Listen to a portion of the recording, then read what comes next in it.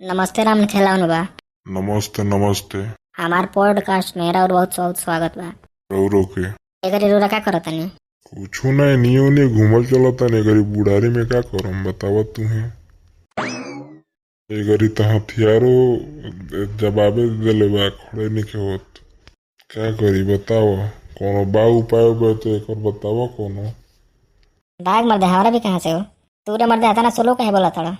अरे सरवा बौरा बूढ़ा गुल बानी मुंह से बोली निके निकलो सब मांस सुखड़ा गुल बा तो सरवा तेज बोली निकली रे हमारा। तनी जवानी वानी के कोनो किस्सा उसा बताव। जवानी के किस्सा हमका सुनाई तोरा के सुन सुन के पागल हो जीवे तू। तोरा के लड़की देख के का होती सन हमारा के लड़की देख के मौत रही से जान जी हमारे बार पे। तेरे मर्दे घरी 12 झर गलो सब तार तो। बूढ़ा गुनी तो झरी न सरऊ। जवानी में नु बड़े बड़े बार रखत रही अब बुढ़ारी में सब झर गुलो। तोरा जिसन जाना तेरा रही नु तो हमारा पीछे आगे लड़की डोलत चलत रही से डोलत। तुहनी के ते घरी नोचा तड़सन 12 ने सैकड़ा। तेरे मर्दे तू जवानी में एकदम रंगदार होई तब तो। हम तो रंगदारे हैं हमार बुढ़ियो रंगदारे ही है जान जो। अभियो जाके देखेबे नु तो 10 गो पाउडर क्रीम रखले बिया। बुढ़ारियों में पाउडर क्रीम लगावेले बताओ उठलालियो लगावेले। एक घड़ी के लगी क्या लगावत है सब पाउडर क्रीम रे। वो अभी जान जो कि 10,000 20,000 महीना में खर्चा कर देवेले लिपस्टिक पाउडर लगावे में बताओ। मान सकत तनी मर्दे तू रंगदार बड़ा तो तार बुढ़ियो रंगदार है बाबा। माने के खबरे हईले ये तो तोरा ओकरा से प्यार कैसे भई रहवा। लाना कोई रहे दिल्ली घूमे खाती बुझलो उन्हीं पटा ले रही हम। दिल्ली में कहाँ पटा ले रहा तुम ओकरा के। इंडिया गेट को रही हम देखे खाती वो देखे खाती आई रहे। हम देखनी बड़ा स्मार्ट लगतिया ओकरे पीछे करे लगनी। फिर हमारा के नंबर दे दिलकू बातचीत भइलक। फिर 1 साल के बाद दोनों आदमी शादी कर लेनी जा। मर्दे तू 1 साल में कह लेला नु।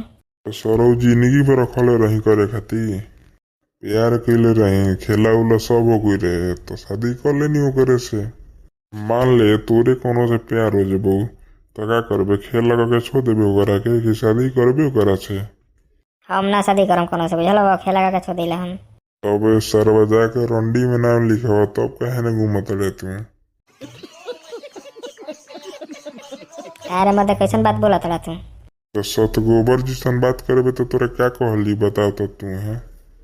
मर्द वाली बात कर प्यार कैले बड़े जौना से सब कुछ कैले बड़े जौना से तो शादियों तो करे साथे करबे कि 10 गो साथे कर तड़े हेने होने घुमा तड़े आउ 10 गो के घुमाव तड़े हेने होने। वैसन वैसन के मौगे नु कहल जाला। मर्द ओकरा कहल जाला कि जौन एक बात पे रहो कि हाँ तोरा साथे प्यार करे बनी तोरा साथे शादी करो। हमारा रे मर्दे कोनो से प्यारे ना होला का करबो। तो मौगड़ा हिस तू।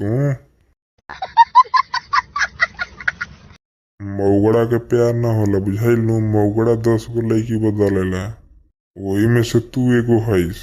हमारा रे मर्दे कोनो लड़की से प्यारे नहीं केबो आज तक ले। तो हम कौन से कह दी कि हम तोरा साथे शादी करम तोरे साथे प्यार कैले बनी। हमारा मन करला बस ओकरा साथे कैनी अब कोनो साथे भागल तो हम छोड़ दिला ओकरा के जो भाई। तो खिलाड़ के चक्कर में मत रहो खिलाड़ लड़की के चक्कर में रहबे तो 10 गो बदलबे करे उ। बढ़िया लड़की देख तो साफ सुथरा बिया बढ़िया घर के बिया तो न को पटावल जाला न कोनो के खेचड़ीन के पटा लो और वहीं चो दोहेने होने घुमावती है उ सब लड़की का हाली सरे। अगर देखत कि प्रेमानंद का बोल ले बड़न वो पर विवाद कैले बड़ी सा कि हमनी के का बोलत लड़की जात के। मान लो केहू मान लो गुरुए बा चाहे बापे मातारी बड़न अपन लड़का के अच्छे न गुण सिखन कि हाँ बढ़िया से रही बढ़िया से सब कुछ से व्यवहार करी तो वह प्रेमानंद बोलले बड़न ते गनी के सबन के खराब लागत है इंसान के हमनी के लड़की जात के कैसे बोलले बड़न जबकि लड़की के लड़का के दोनों के बोलले बड़न में एकनी के लड़की के खाली लगत है कि लड़की खाली खराब बोलले बड़न। अब तुम्हें बताऊ बात से सहमत बड़े कि नहीं खीस। हम का सब कोई बात तो वे तोरा कहा था कि बढ़िया लड़की दे के बढ़िया के पटाओ और करे से शादी कर। ठीक बा बाबा, तो आगे से ध्यान रखम। तू अपन ध्यान रख। जा, बूढ़ी बुलावत हो। हाँ जइबे करम। चलो भाई लोग, वीडियो अच्छा लगल तो वीडियो को लाइक एंड शेयर कर दिया जा और चैनल सब्सक्राइब कर दिया जा। ठीक बा, मिलत नहीं अगला पॉडकास्ट में।